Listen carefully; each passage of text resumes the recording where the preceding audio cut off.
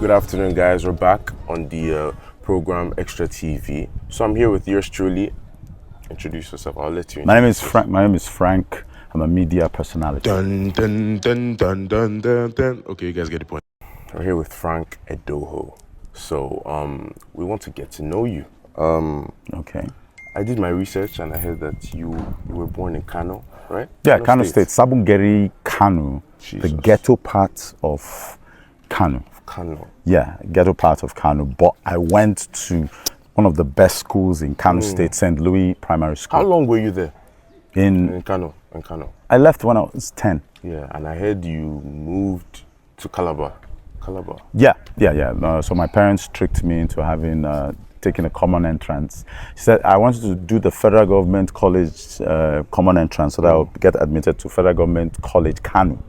Okay. But my parents said, okay, let me just try with Calabar. Yeah. Then just like mock examinations, and I did well. I think I was the first in the center. Yeah. My father said, "You're going to Calabar." I said, "Why?" I'm not going. I want to go to federal. Then they sent me to Calabar. That's where your father's from? No. My father's from Akwa Ibom State. My mom is from Cross River State. That's Calabar. Okay. After I finished my secondary school, went to the University of Calabar to study animal science. When did the move happen to enter Lagos? Because one would think you grew up here. I've mentioned 3 states now. Yeah. During school, when I was studying animal science, I delved into broadcasting on the side. Okay. You know, because in Calabar is like a civil service town. Yeah. So, you know, private business is not really on the rise and stuff like that. People depend mostly on government money for wages and stuff. The commercial life there is not intense. So you have to look for ways to survive. And I said I love broadcasting, and I delved into broadcasting. I took 1 hour on Cross River Radio, which was called House on the Hill. So I did 1 hour. Parents, just all of them, the parents should learn to encourage their kids to harness their talents. So whether your kid turns out to be a drummer, whether your kid wants to sew clothes, or your kid, wants to dance. The talent is then nurture it rather than put it down. Yeah, nurture it rather than inhibit it. Then, they would excel. So your first job that you did is basically the same thing that you're doing now? Oh yes, I've always been in media since I came to Lagos, 2000 to 2004, Radio Nigeria. Exactly. So you've made it easy for me. So you have led it up to the big thing that everybody knows you now by. Who Wants to Be a Millionaire? Who Wants to Be a Millionaire? How did that pan out? How did you land that job? Okay, let me tell you. Who inspired you to get that job? Okay, now let me tell. What do you mean, who inspired me? Just talk. Talk. Look, I'm not ready to divulge. From sources, I heard that, it was your, how many months your old son, but continue. So, Radio Nigeria, I went to Radio Nigeria. That's when they trained me. That's where I really cut my broadcasting teeth. Yeah. So, they sent me on training. So I now knew how to pronounce and knew how to. So I learned a lot of things so that by 2003, when Who Wants to Be a Millionaire auditions came, I was ready. I knew the suspense thing. That's when you knew that was your thing. No, not exactly. It was just natural. Because I was trained in broadcasting. You can't stick to one in mass communications. Yeah. Something can happen now. You say, we don't have a reporter on the site. Say, okay, I'll do it. Yeah, you understand? Yeah. So, when the chance came for the audition of Who Wants to Be a Millionaire, I had watched the South African version 3 years prior, and I was squatting with my friend then, and I just we watched the show. I told my friend, I can present the show. I was in Radio Nigeria then for a year. Then I saw the show. I said, I can present this show, and I left. About 4 years later, I was presenting the show. Yeah. So that's manifestation, hard work, preparation when the opportunity comes. And the audition came, big names there, but they chose me. Also, you said something about let's talk about that. Okay, so my son Jason. Okay, shout out Jason. Hey Jason, what's up? My son Jason was a year old or so, more than a year old. So when Who Wants to Be a Millionaire came along, he was a year old. So Who Wants to Be a Millionaire came along, we did the audition. They called me and said they were considering me along with five other people. Okay. I said, oh, I told the guy, okay, that's nice. I mean, that means I did well, right? He said he may call me the next week. I said, no problem. Okay. He hung up the phone. The next day, he called me again. So we've eliminated. So we're considering you with 3 other people. Okay. I told the man, I said, God is trying to tell you to choose me, but you are stubborn. That's what I told the guy. Yeah. The guy was laughing. I said, come on, choose me and let's get this over with. The guy said, if I call you tomorrow, know that you've been chosen. Yeah. Hung up. So I didn't know what to do. I was thinking, what am I going to do? What am I going to do? You know what I did? No. So my son, I just saw my son playing there. I just grabbed him and said, hey, buddy. Okay. I said, Daddy's going to pray now. When I finish, just say amen. So I used my son. So I'm sort of spiritual person. So I told God, I said, you do anything for Jesus. You understand, right? Yeah. So this is my son. You understand? And his whole future depends on what's going to happen to me tomorrow. Yeah. So through him, I ask you this, just like I'm asking you this through your son. Yeah. I did all those semantics and I said, just give me the job, so that when I am confessing, I will tell them that you did this. Yeah. And I'll tell them because of that prayer, I got it. And your testimony will be more epic. That's what I told God. Yeah. And I told Jason, I said, amen. I said, say amen. He said, amen. He mumbled and everything. The next day, that guy, got it. I was sleeping then. I woke up, saw 12 missed calls. And I did the show for 14 years. And till this date, you're very much known for it. Jason seems like an amazing, beautiful, handsome boy. God bless Jason. That's beautiful. The next question everybody wants to know. What is your net worth? My net worth? Yes. Well, my father brought me up to realize that a person's net worth is not his worth. Okay. So if I say that now, everybody's going to say, hey, that's what it... No, it's not. It's not about your net worth. Okay. It's about the value. 24 hours later. You know that I walk on the streets. I go on the street. Like I had a tire problem driving here, and I go to the ghetto area. I just parked there, came outside. I was mobbed, not mobbed violently, mobbed. I have the love of the people. Frank, are you going to say your and that's my net worth. Mr. Frank is not stalling. I said Elon Musk could never. Anyways, speaking of Jason, how many kids do you have, and how old is Jason? This interview is about Jason, isn't it? Jason, it's just a blessing. It's through Jason that you are here today. All right. So Jason, he's 21 now, right? I saw online. Yeah, I think so. Yeah, Jason is 21. Wow, Jason's studying mass communication. I told him, why study something that I didn't study and I'm making money from? I didn't study it.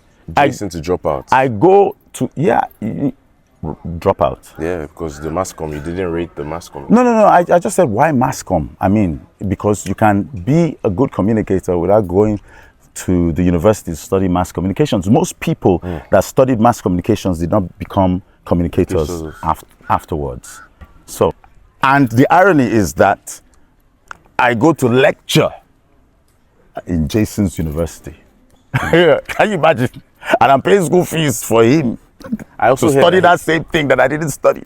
I heard Jason makes beautiful music, and Jason. She chose the mass communication course to better. I know the theatrics behind media. He thinks he knows music. Yeah, so I think so. Have you heard his music?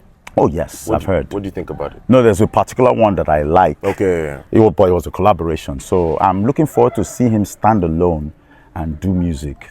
Jason, as that, obviously I'm a big fan of Jason. Is the reason why we have Mr. Frank today. The reason why Mr. Frank is known. Without Jason, No. So, without Jason, I'll be nothing. Yes. Yeah, but the thing is, without communications, without Jason, without his father. Jason is dropping soon. I saw on his Instagram when, We're doing research on Mr. Frank. So, Oh, okay. Yeah. He's dropping something new. Yeah, he's dropping something new soon. But it's not about Jason. It's about Mr. Frank. No. This interview is about Jason.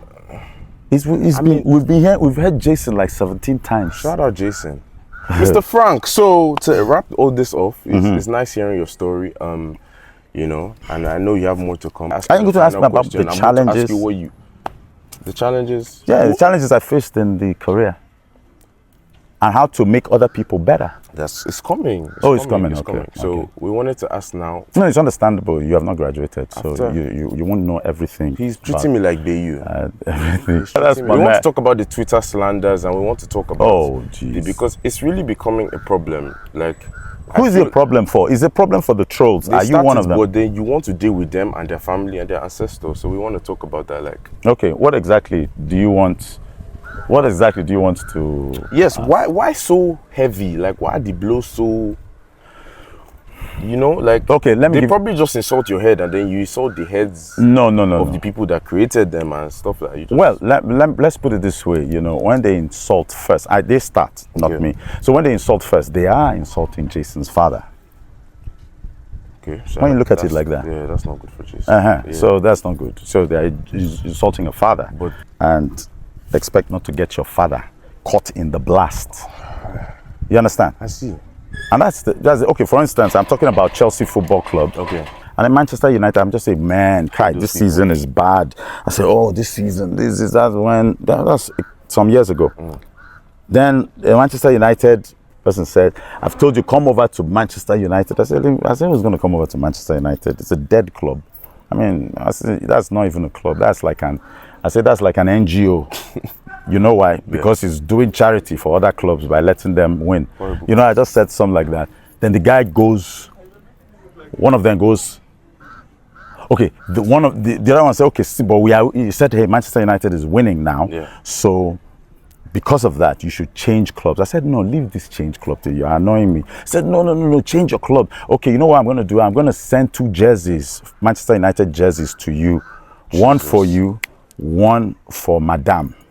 And my comeback was, I said, that's very kind of you, very philanthropic of you. But actually, you know, my wife has enough kitchen rags. Jesus. You know, so when I said that, this guy now started insulting my parents. I was about to say, because that response is one of your lowest. Let's talk about the one. No. You know, finish the story, because I saw it on Twitter where you said, when he said your parents. Continue. I'm proud of my catalog. And I'm even trying to compile for this week greatest hits. Yeah, 10 of my best. I think we're telling you to just calm down, you know. No, I can't. As you're getting older, I can't. It doesn't give you. My last question. Yeah, my children, all of them, they gang up, daddy, you need to this, and I just shut. Needs to change. I said, do you want to advise me? Choose one. Do you want to be advising me, or do you want your school fees to be paid? Choose one. They want the school fees. There you go. So, any advice for people who want to be like you and enter this professional direction that you're in? I think the first mistake is for you to want to be like me. Because if you want to be like me, you are setting a standard that you will never surpass. So, don't be like me. Just say, I want to be the greatest there is and there ever was. That's the thing. Let's say they want to walk in the path that you walked in. That's media and everything. That's possibly be bigger, but no. Yeah, they want to walk in the path. Yeah. So what I say is this: if you're not passionate about broadcasting, about media, about communication, don't do it. Okay. Don't do it because you want to get famous, because you will not be able to keep it up. Yes. If you don't have passion and you don't have the talent for it, make sure you have pure love for it, and it will love you right back. Okay. But if you don't have love for it, it will sense it and not give you that kind of success you are looking for. That's why some people that are not talented in broadcasting, they still make it. And you'll be like, I'm better than this guy. Yeah. You know why they made it? They have passion for it, but they don't have the talent. Yeah. So, okay, you heard it here first. On Extra TV, we had Mr. Frank Edoho with us. That was a beautiful interview, I believe, and people will learn from it. You know, positive vibes from it too. So. Yeah. We'll catch you guys next time every Saturday that we do this. Thank you and goodbye. Your dad is was a handsome man. Your dad was slim.